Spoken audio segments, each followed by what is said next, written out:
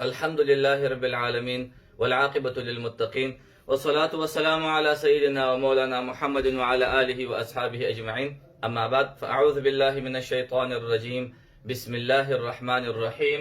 کتاب قدوری ده، مضمون فقه ده، فصل اول دی، موضوع طهارت. په دا تیرو درسو کې یو چا پوښتنه کړې وه، دا پنځم درس دی. موږ ته څلور درسونه مخکې ولي دا پنځم درس دی. یو چا ویلي وه دا فقه چی ته ویل کېږي.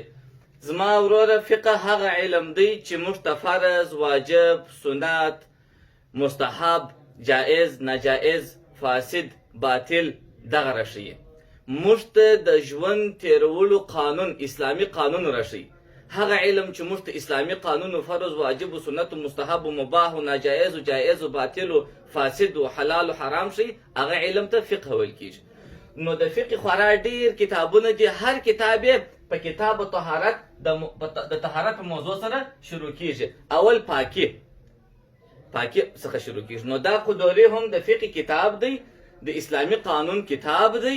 شروع شوی دی په کتاب طهارت سره. اوله موضوع د دې کتاب طهارت ته پاکي، اودس، غسل، استنجا، د کالو د بدن پاکول، د نجاست څخه د ځان ساتلو طریقې او د نجاست ته پاکولو طریقې او د اوبو ډولونه او نور داسې د پاکي اړوند احکام، د غسل او د تیمم اړوند احکام.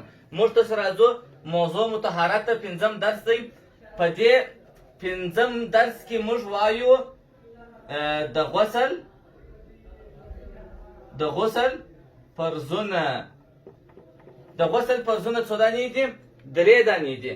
قدوري ملا صاحب او دغه رنګه په ټولو کتابو کې راغلي چې د غسل فرضونه 3 دي. المزمزه په خوله اوبه لغړول، الاستنشاق په پزه اوبه لغړول. بیا هم وایم د پزې ته داسې اوبه پاشل نه دي پکار چې په رسه لاس په لپه کې اوبه ونیولې، یوازې په یوه سږمه لږ څه کش کړي، بیا په بله سږمه لږ څه کش کړي چې اوبه ښه تر دې ځایه پورې ورسېږي. او دریم فرض د اوداسه چې دی غسل سائر البدن، د ټوله بدن پرېولل دي. نو په غسل کې 3 شان فرض دي: د خولې په خولو اوبه لغړول، په پزو اوبه لغړول او د ټوله بدن پرېولل. که چا په دغه درو کې یو شی په غسل کې پرېښوي، غسل یې نه صحیح کېږي. د غسل سنتونه په غسل کې، د غسل در مخه یا په غسل کې دغه 5 دانې شان سنت دي. اول شی غسل الیدین، د دواړو لاسو پرېولل تر د کوچني بندو پورې. اول به دواړو لاسونه پرېولي. دوهم الاستنجاء، استنجا به ووهي. دریم ویزیل النجاسة، مرداري به لرې کړي. ان کانت علی بدنه، که د ده پر بدن باندې مرداري وه. بعضې اوقات داسې وي چې انسان حیاتي احتلام یې کړي، شیطان خطا ایستلی، نو پر دورانو باندې یې مرداري وي. نو کله چې دی غسل کوي، اول چې هغه مرداري د بدن څخه لرې کړي، او دغه رنګه کې د بدن پر نورو ځایو مرداري و هغه به لرې کړي. څلورم به الوضوء، اودس تازه کړي. داسې اودس به تازه کړي لکه څرنګه چې دی د لمانځه دپاره تازه کوي په عام وختو کې. اودس یې تازه کړي، مخ دې پرېولي، لاسونه دې پرېولي، د سر مسح دې وکړي، پښې دې پرېولي. پنځم ثم یفیض الماء، بیا چې اوبه چپه کړي علی رأسه، برش نو پر سر اوبه واچوي او پر ټوله بدن باندې چې اوبه واچوي. ثلاثا 3 واره. د ټوله بدن یو وارې سر تودوکه پرېولل فرض دي، خو 2 او 3 وارې پرېولل یې سنت دي. نو هم به فرض ادا شي او هم به سنت. والمعانی الموجبه للغسل، هغه شان چې پر انسان غسل واجبوي، پر انسان غسل فرض کوي. 4 داسې شان دي که پیښ سي پر انسان غسل فرض دی.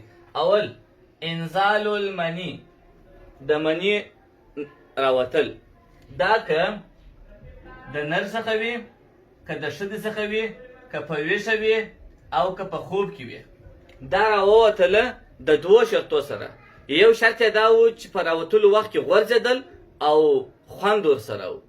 نو که دا انزال د مني وسوله، د خوند او د غورځېدو سره پر انسان غسل واجبوي. هغه که نر وي که ښځه وي، که دی بیدی او که ویښ وي، غسل پر واجبېږي، غسل پر فرض کېږي. دوهم شی چې پر انسان غسل فرض کوي التقاء الختانین دي من غیر انزال. ختانین عورتو ته مثلا د خبرې ویل کېږي چې د نر عورت د ښځې په عورت کې پټ سي، جماع نزدېکت یې وکړل مګر انزال نسول، مواد مني ونه راونوتل، بیا هم غسل پر دواړو باندې واجب او فرض کېږي. دریم شی چې غسل پر انسان فرض کوي دا د ښځې پرې خاص دی. حیض او هغه میاشتانه مریضي ده چې ښځې ته راغله، د مریضي څخه وروسته پر دې باندې غسل فرض دی.